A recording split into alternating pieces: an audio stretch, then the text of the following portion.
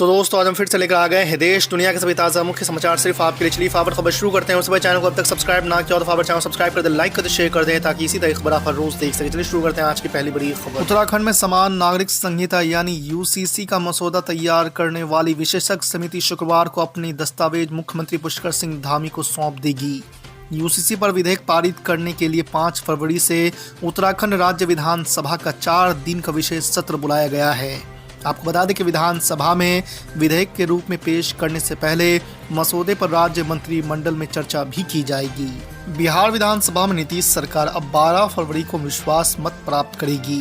13 फरवरी को अपना बजट पेश करेगी। दरअसल विधानमंडल का बजट सत्र अब पूर्व निर्धारित 10 फरवरी की जगह 12 फरवरी से होगा, इसलिए विश्वास मत के लिए पहले से तय तिथि में बदलाव किया गया है। बसपा प्रमुख मायावती ने केंद्र के मोदी सरकार के अंतरिम बजट को जमीनी वास्तविकता से दूर चुनावी लुभाने वाला बजट करार दिया है। बसपा प्रमुख ने गुरुवार को सोशल मीडिया मंच एक्स पर प्रतिक्रिया व्यक्त करते हुए कहा कि केंद्र सरकार द्वारा लोकसभा चुनाव से पहले संसद में आज पेश बजट जमीनी वास्तविकता से बहुत दूर है। दिल्ली के मुख्यमंत्री और आम आदमी पार्टी के संयोजक अरविंद केजरीवाल के दिल्ली आबकारी नीति से जुड़े धन शोधन मामले में पूछताछ के लिए शुक्रवार को ईडी के समक्ष पेश होने की संभावना नहीं है।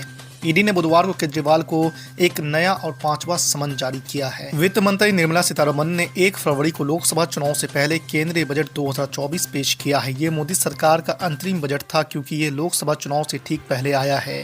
बजट में वित्त मंत्री निर्मला सीतारमण से मिडिल क्लास को टैक्स स्लैब में राहत की उम्मीद थी, लेकिन सरकार ने पुरानी और नई दोनों व्यवस्थाओं में टैक्स स्लैब में किसी बदलाव की घोषणा नहीं की है। इस बजट में वित्त मंत्री ने पिछले 10 साल में मोदी सरकार की उपलब्धियां गिनाई हैं। अलीगढ़ मुस्लिम यूनिवर्सिटी के अल्पसंख्यक संस्थान के दर्जे को लेकर 8 दिन लंबी चली बहस गुरुवार को समाप्त हो गई है। इसके साथ ही सुप्रीम कोर्ट ने फैसला सुरक्षित रख लिया है। 7 जजों की संवैधानिक बेंच में चल रही बहस गुरुवार को और दिलचस्प मोड़ लेती दिखी। एएमयू की ओर से पेश सीनियर वकील कपिल सिब्बल ने अल्पसंख्यक संस्थान के दर्जे को लेकर चली बहस पर ही सवाल उठाया। उन्होंने कहा कि यह दुर्भाग्य की बात है कि आज एएमयू के अल्पसंख्यक स्थान होने पर ही अदालत में डिबेट करनी पड़ रही है।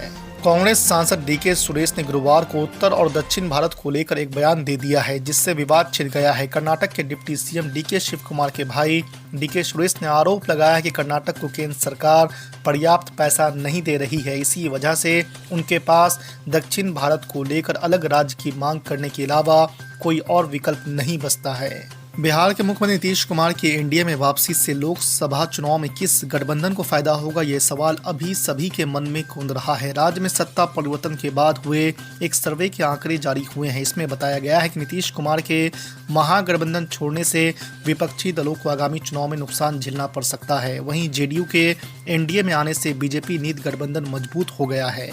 भ्रष्टाचार के मामले में झामुमो चीफ और झारखंड के पूर्व मुख्यमंत्री हेमंत सोरेन की ईडी अधिकारियों द्वारा गिरफ्तारी हो चुकी है। इस नाटकीय घटनाक्रम के एक दिन बाद पश्चिम बंगाल की मुख्यमंत्री ममता बनर्जी ने बड़ा बयान दिया है। उन्होंने कहा कि लोकसभा चुनाव से पहले केंद्र सरकार विपक्षी नेताओं को सलाखों के पीछे डाल रही है और अगर उन्हें भी जेल जाना पड़ा तो वो किसी भी तरह बाहर आ जाएंगी। इस बयान से अटकलें तेज हो गई है कि क्या हेमंत की गिरफ्तारी के बाद ममता बनर्जी को अपनी गिरफ्तारी का डर सता रहा है। झारखंड में हेमंत सोरेन के इस्तीफा और गिरफ्तारी के बाद सियासी पारा हाई है। गुरुवार की शाम चंपाई सोरेन की राज्यपाल से मुलाकात हुई। अब झारखंड में सरकार बनाने के लिए राजभवन ने झामुमो विधायक दल के नेता चंपाई सोरेन को आमंत्रित किया है। रांची जमीन घोटाले में हेमंत सोरेन को ईडी ने बुधवार को गिरफ्तार कर लिया है। हेमंत सोरेन की कस्टडी के लिए ईडी गुरुवार को उन्हें अदालत में पेश करेगी। ईडी हेमंत के खिलाफ पुख्ता सबूतों के साथ अदालत का रुख करेगी। ईडी की हिरासत में लिए जाने के बाद हेमंत ने बुधवार की देर शाम राज्यपाल सीपी राधाकृष्णन को मुख्यमंत्री पद से इस्तीफा सौंप दिया है। गवर्नर ने उनका इस्तीफा स्वीकार भी कर लिया है। ईडी ने दिल्ली के कथित शराब घोटाले से जुड़े मनी लॉन्ड्रिंग के मामले में मुख्यमंत्री अरविंद केजरीवाल को 5वां समन जारी किया है। समझा जाता है कि ईडी की ओर से केजरीवाल को 2 फरवरी को जांच में शामिल होने के लिए कहा गया है। वहीं आम आदमी पार्टी ने ऐलान किया है कि वो 2 फरवरी को बीजेपी हेडक्वार्टर पर एक विशाल विरोध प्रदर्शन करेगी। इस विरोध प्रदर्शन में अरविंद केजरीवाल और भगवत मान भी शामिल होंगे। वाराणसी की जिला कोर्ट ने ज्ञान वापी के तहखाने में हिंदू पक्ष को पूजा करने का अधिकार दे दिया है। इसे हिंदू पक्ष के लिए बड़ी जीत माना जा रहा है, लेकिन मुस्लिम पक्ष इससे खफा है। वाराणसी कोर्ट के इस फैसले से एमआईएम प्रमुख असदुद्दीन ओवैसी चिंतित है। उन्होंने इस फैसले पर नाराजगी जताते हुए गलत बताया है। उन्होंने कहा कि अदालत ने जो फैसला लिया है उससे पूरे मामले को तय कर लिया गया है। ये गलत फैसला है।